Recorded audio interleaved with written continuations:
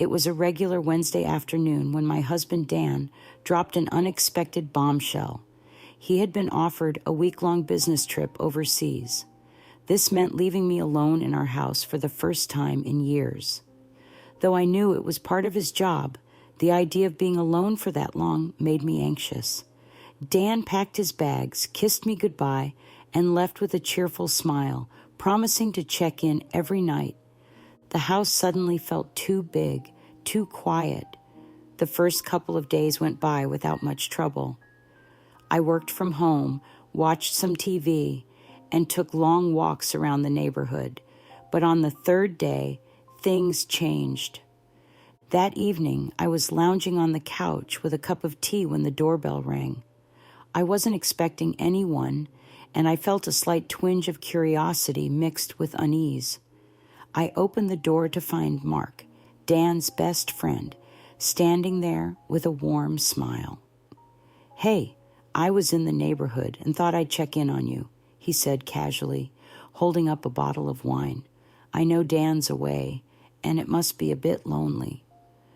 Mark and Dan had been friends since college. They had that easy, comfortable friendship that stood the test of time. We all hung out occasionally, but I never had much one-on-one time with Mark. He was always around Dan, so we never really had the chance to get to know each other deeply. "Oh, thanks.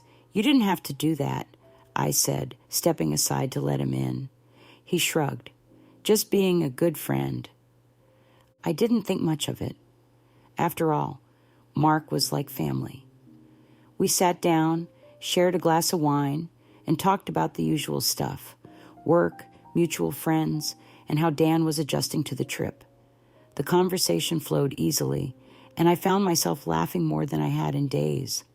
Mark had always been charming, but I realized I had never really paid attention to how genuinely kind and funny he could be.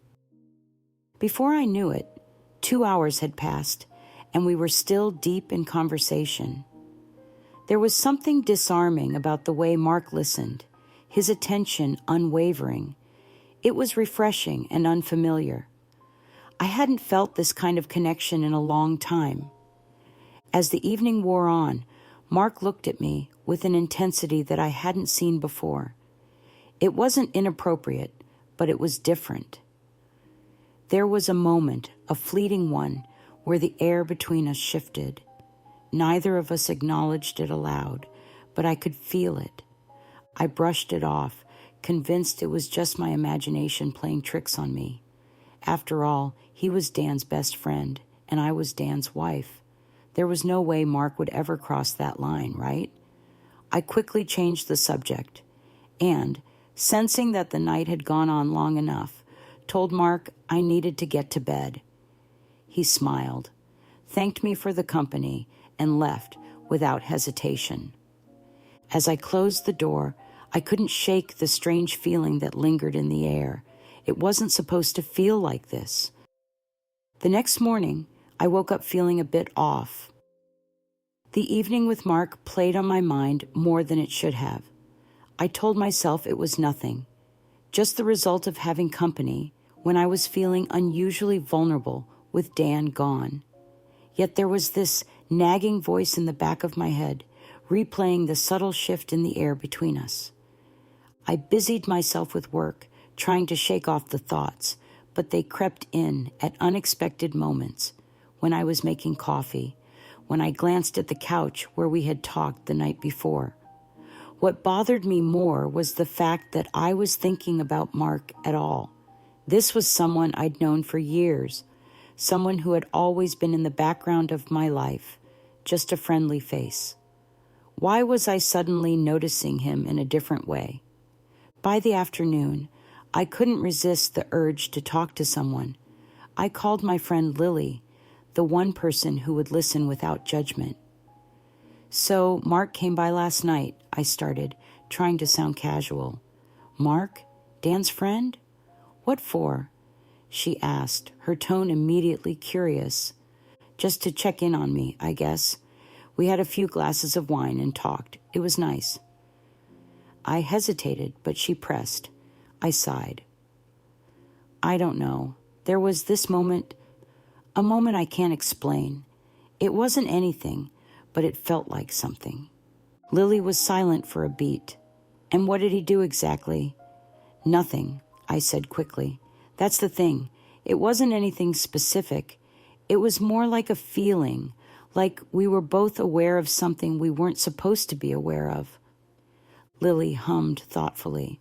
Well, that's tricky. I mean, he's Dan's best friend. Maybe it was just the wine talking. Maybe, I replied, though deep down, I wasn't convinced. I spent the rest of the day trying to focus on anything but that conversation. But Mark seemed to occupy every corner of my mind. It was absurd. He was just being a good friend, and I was overthinking it because I was lonely. That evening, as I sat down for dinner alone, my phone buzzed. It was a message from Mark. Had a great time last night. Hope I didn't overstay my welcome. I stared at the message, unsure of how to respond. I typed out a few different replies before settling on a simple, not at all. It was nice to have company. A few minutes later, his reply came in. Glad to hear that. I was thinking of stopping by again tomorrow if you're free. No pressure, of course. I hesitated. Part of me wanted to say no, to avoid whatever this was turning into. But the other part, the one that had been lonely and bored for days, was tempted. It wasn't like anything would happen, I told myself. It was just another visit from a friend. Sure, tomorrow works, I replied before I could overthink it. The next day passed in a blur of nervous energy. I couldn't stop thinking about what I was doing. Was I setting myself up for something I couldn't control, or was this all in my head? That evening, Mark arrived again, this time with takeout in hand. We sat at the kitchen table, eating and talking like we had the other night. But this time, the energy between us was even more charged. Every laugh, every glance felt heavier, as though we were both skirting around something unspoken. At one point, I caught him staring at me a little longer than usual, and I felt my heart skip a beat. I quickly looked away, feeling the weight of guilt settle in. This is ridiculous, I thought to myself. He's Dan's friend. Nothing is going to happen. As the evening wore on, it became clear that whatever had been brewing the night before was still there. We danced around it with small talk and casual conversation, but the tension was undeniable. And then, without thinking, I found myself saying something I hadn't planned. Mark, do you ever wonder what would happen if we weren't tied to other people? He looked at me, surprised but not shocked. There was a pause, and then he answered, his voice quiet. I've thought about it more than I should. I hadn't expected that. My heart raced, and I felt a strange mixture of excitement and panic. I'm sorry, I stammered. I don't know why I said that. Mark shook his head, his expression soft but serious. No, don't apologize. I've been feeling something too, but I don't want to ruin anything. You and Dan, that's sacred. His words hit me hard, and I realized how close we were to crossing a line that couldn't be uncrossed. I nodded, feeling the gravity of the moment. Yeah, I love Dan. Mark leaned back, exhaling deeply. I know, and I respect that. But I won't lie. It's hard being around you sometimes. There's this connection that I can't ignore. For a long moment, we sat in silence, both of us contemplating the reality of what was happening. We had acknowledged something that neither of us wanted to, and now there was no going back. As Mark stood up to leave, he looked at me one last time. I should go before we make a mistake. I nodded, unable to speak, and watched as he walked out the door. The house felt even emptier after he left, and I was left to face the complicated mess of emotions swirling inside me. The day after Mark's second visit, I woke up feeling a sense of relief and dread all at once. A part of me was glad that we had come to our senses, but the other part couldn't stop thinking about the depth of our conversation, about how close we came to doing something that could shatter my marriage. Dan called me later that morning, checking in from his trip. His voice was warm and familiar, yet I couldn't shake the guilt that gnawed at me. I listened to him talk about his meetings, his coworkers, and how much he missed me. Each word felt like a weight pressing down on my chest. I found myself responding automatically, trying to sound upbeat and normal, but I was far from it. I felt like I was living in two worlds, one where I was Dan's loving wife, and another where Mark had stirred feelings I wasn't ready to confront.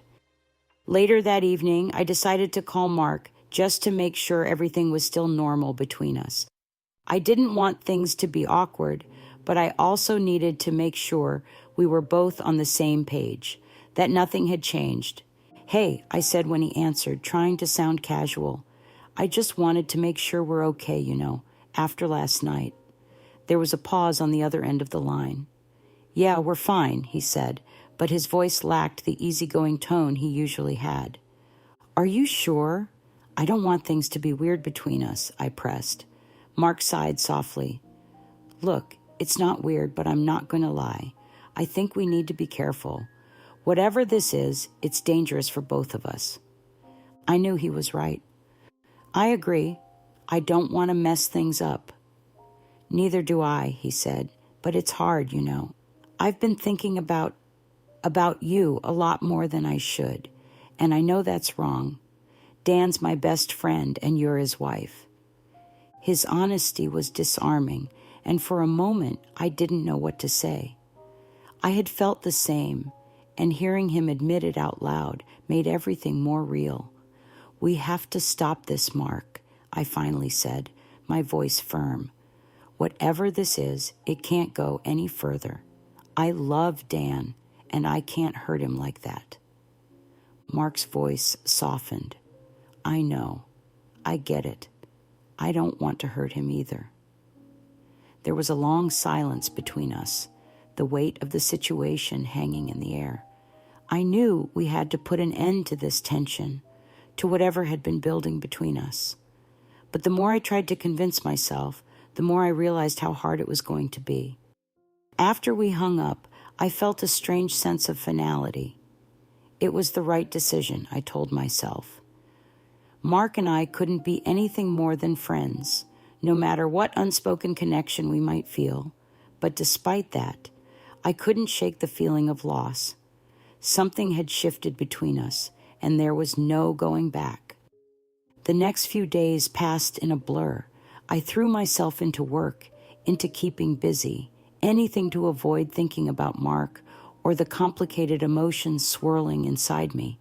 Dan was due back in a couple of days, and I was determined to put all of this behind me before he returned. But things didn't go as planned. The day before Dan was supposed to come home, I got a text from Mark. "Can we talk?" My heart sank. I knew I shouldn't respond, but something in me couldn't resist. I couldn't leave things unresolved. "Sure," I typed back, feeling a pit form in my stomach. That evening, Mark came over again. I had promised myself this would be the last time, that we would have one final conversation to clear the air and then go back to our normal lives. But the moment he walked in, I knew it wouldn't be that simple. We sat on the couch, both of us avoiding eye contact for a while. The tension was palpable. "I'm sorry," Mark finally said, breaking the silence. "I shouldn't have texted you. I've been struggling with everything, and I didn't know what else to do." I shook my head. "It's not your fault. This whole thing just got out of hand. We should have never let it get this far." Mark looked at me, his expression serious. "I know, but I can't stop thinking about you, and that's the problem. I don't want to feel this way, but I do." I swallowed hard, feeling my own emotions rise to the surface. We can't do this, Mark. It's not fair to Dan. It's not fair to either of us. He nodded slowly. You're right. It's not fair. But it doesn't make it any easier. For a moment, neither of us spoke. The weight of everything hung between us, unspoken but understood. I could feel the pull between us, the temptation to let something happen, to give in to whatever this was. But I knew that if we crossed that line, there would be no turning back. I can't, I whispered, more to myself than to him. I can't do this. Mark stood up, running a hand through his hair. I know, I should go. But neither of us moved. We were both frozen in place, standing on the edge of a precipice we didn't want to fall into. Finally, Mark turned to leave, but before he reached the door, he stopped and looked back at me. For what it's worth, I care about you, but I won't be the one to ruin your marriage. And with that, he was gone.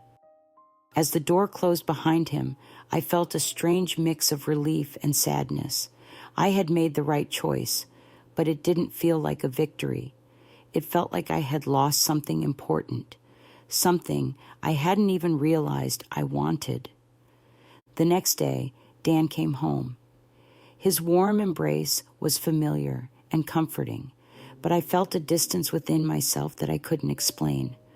I smiled, laughed at his stories, and fell back into the rhythm of our life together. But something had changed.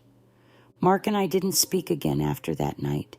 We avoided each other, silently agreeing to let whatever had almost happened fade into the background. It was easier that way, safer. As time passed, the tension dissolved into memory, but it left a mark, one that neither of us would ever admit to, a reminder that even the strongest boundaries can bend under the weight of unspoken feelings. And though I never crossed that line, I knew I had come dangerously close.